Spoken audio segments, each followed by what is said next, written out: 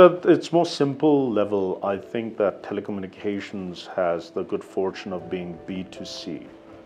It's business to customer. What does the rest of the infrastructure do that you named? B2G. It's not even B2B.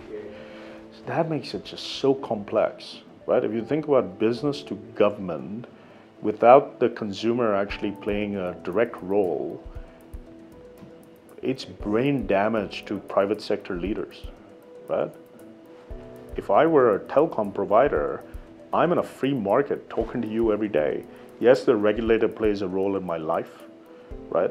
But because of my contact with you as a consumer every day, I can deal with the regulator because you talk loudly to the regulator. If the regulator misbehaves with me, you step in as the consumer. The B2G space is just opaque for that, right? So at its most simple level, I think it's that. Yeah, so I think the other piece of it, therefore, is capital, right? And capital exists and is available, but the conditions around that capital are just too complex.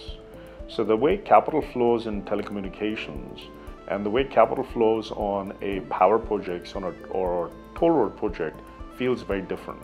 The handcuffs and the terms and conditions and the amount of documentation and risk mitigation that developers and principals need to do in order to unlock project financing for power plant, makes a lot of us practitioners very gray, right? That needs to change. It needs to be more simple. It needs to be more standardized. So from the regulator side of things, or? No, I think that's the source of capital side, right? Banks are not doing this for our region. Yeah.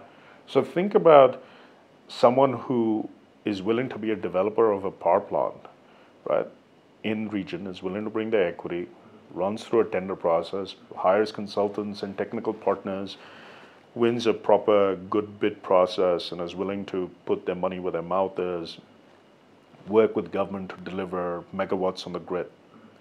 The journey that bears, the number of banks, the number of foreign trips to London and New York, the piles and piles of documentation, the number of standards, the number of counter guarantees from local governments, the amount of checks and balances that they will have to jump through.